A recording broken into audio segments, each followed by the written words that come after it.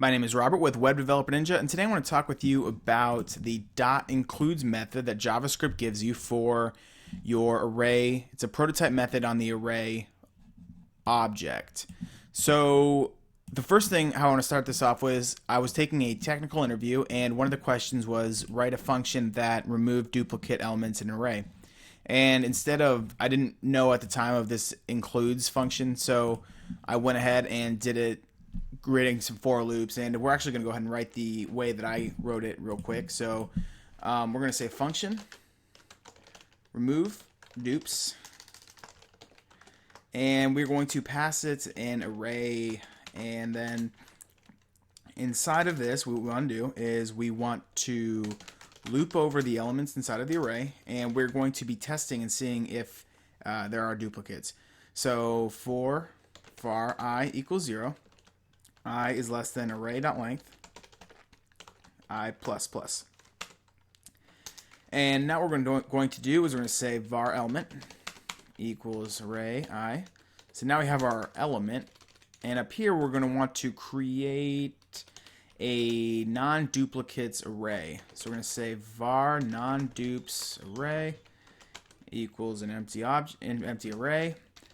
And now what we're going to do is we're going to loop through the non-dupes array. Var b equals 0. B is less than non-dupes array dot length b plus plus. And now we're going to do a check. We're going to say if element equals non-dupes array b. If that equals there, then that is a duplicate. So actually we're going to say if this is not, and right here we're going to set a flag variable. So we're going to say var duplicate equals false. We're going to assume it's false, and if this becomes true, we're going to say duplicate equals true. Then at the end of this loop, we're going to say, at the end of this loop,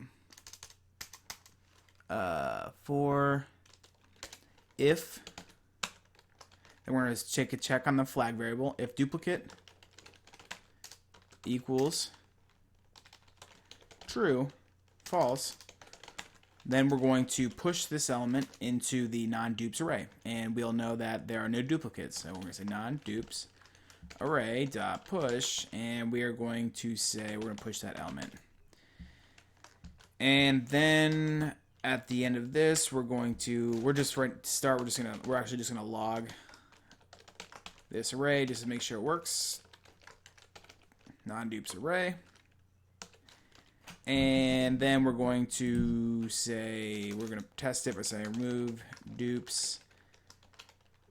And we're going to pass it an array of names. We're going to say Robert's, John, Robert for our duplicate, and Matt's. Okay. We're going to run this, and what should happen is there should be Robert, John, Matt, and it should remove this duplicate and Robert, John, Matt. So we are now removing the duplicates, and I think in this interview they actually just wanted you to return the object of return the non-dupes array object. So I did not, before doing this technical interview, I did not know of the JavaScript prototype includes method. And so what we're going to do is we're on this Mozilla Developer Network, and we can take a look at this includes method. So we've got this array, and right now it's just a number of 1, 2, 3, and then we're going to call .includes on it and pass it an element or a variable. Actually, we're going to pass it a variable, and it's going to scan through this array, and if it includes this, then it's going to throw true, and if it does not, false. So what we're going to do is we're going to actually be able to remove a lot of this code. So in here we've got element. Now all we need to do, instead of this long check, we just need to say non-dupes array .includes, and if it includes this element, now if that includes, that's going to be true. So we're going to want to do an if statement to check if that is going to be true. and we actually want to make sure if it does not include it. So we're going to use an exclamation mark to say it does not. Then we're going to say non-dupes array.push, and we're going to push this element. Now this simple 3 lines of if statements and includes gets rid of all of this. Much cleaner code. And now we're going to go ahead and clear it and run it again. And as you can see, we have the same results. We are removing duplicates, but we're using a lot cleaner formatting that JavaScript provides us. So that was an example of an interview question that, a technical interview question that I got in regards to JavaScript. So I hope this video helped, and if you want to learn more, go ahead and hit that subscribe button. Thank you.